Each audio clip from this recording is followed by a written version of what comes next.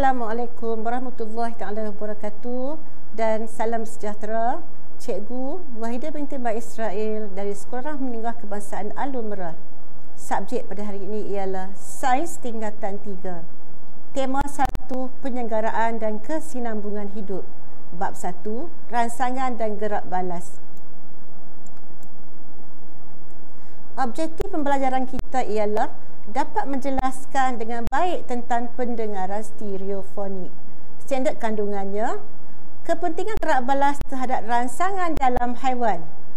Kita perlu menjelaskan bagaimana pendengaran stereofonik dapat membantu dan haiwan dan manusia dalam kelangsungan hidup. Baiklah murid-murid, apakah pendengaran stereofonik? Pendengaran stereofonik ialah pendengaran menggunakan kedua-dua belah telinga. Ia membantu manusia menentukan arah dan lokasi bunyi dengan tepat. Dalam topik sains tingkatan 3, kita perlu faham tentang deria pendengaran dan kegunaannya untuk mengesan bunyi dari pelbagai arah.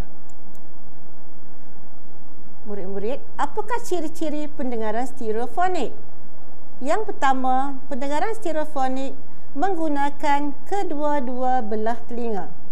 Berbeza dengan pendengaran binaural, iaitu satu telinga. Pendengaran stereofonik melibatkan pemprosesan bunyi dari kedua-dua belah telinga secara serentak.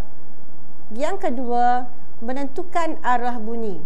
Dengan menerima isyarat bunyi dari dua titik berbeza, iaitu telinga kanan dan kiri, otak dapat mengira perbezaan masa dan keamatan bunyi yang tiba, lalu menentukan arah asal bunyi tersebut. Kelebihan ini membolehkan kita mengesan objek dalam keadaan gelap. Aplikasi.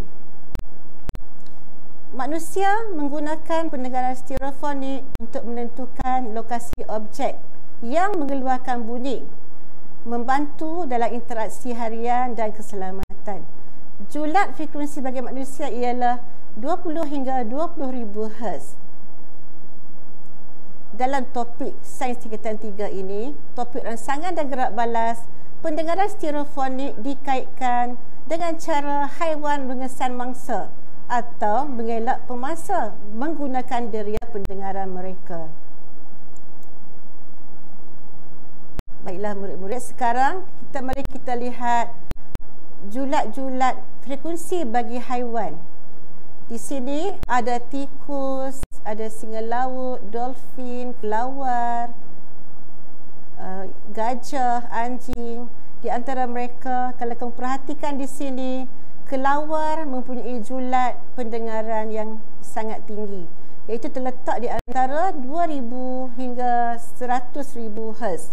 Okey, kalau kita lihat habitat kelawar ini, dia tinggal di dalam gua dan dia akan keluar malam-malam untuk mencari makanan. Jadi kelebihan frekuensi mengesan julat bunyi ini yang tinggi membantu kelawar mengesan mangsa dalam keadaan gelap dan membantu dia pulang ke tempat habitatnya itu dalam gua selepas mencari makanan. Manakala dolphin kurang sedikit julatnya berbanding dengan kelawar, iaitu di antara 40 hingga 100,000 Hz sahaja. Jadi dolphin ini kita ketahui bahawa ia akan mencari rakan-rakan, mendengar bunyi yang dikeluarkan oleh rakan-rakannya dari jarak yang jauh. Kelebihannya, dia dapat menentukan kedudukan rakan-rakannya di dalam laut. Okay. Kalau haiwan yang lain termasuk manusia juga mempunyai pendengaran stereofonik. Jadi haiwan yang lain adalah antara kumbang, ikan berbeza. Organ diriam mereka berbeza. Mereka tidak menggunakan pendengaran stereofonik. Mereka ada kelebihan lain. Contoh kumbang. Kumbang dapat menghasilkan satu bau yang dikenali sebagai feromon. Okey. Feromon ini dapat membantu ia mencari pasangan.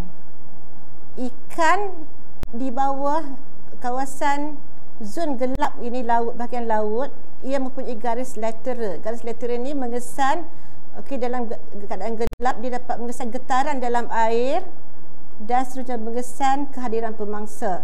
Manakala ikan belut ini ia dapat membantu dengan kelebihannya dapat mengeluarkan arus elektrik, medan elektrik. Penghasilan medan elektrik dapat membantu merenjat musuh apabila musuh datang mengganggunya. Itu saja buat kali ini. Cikgu ucapkan sekian, terima kasih.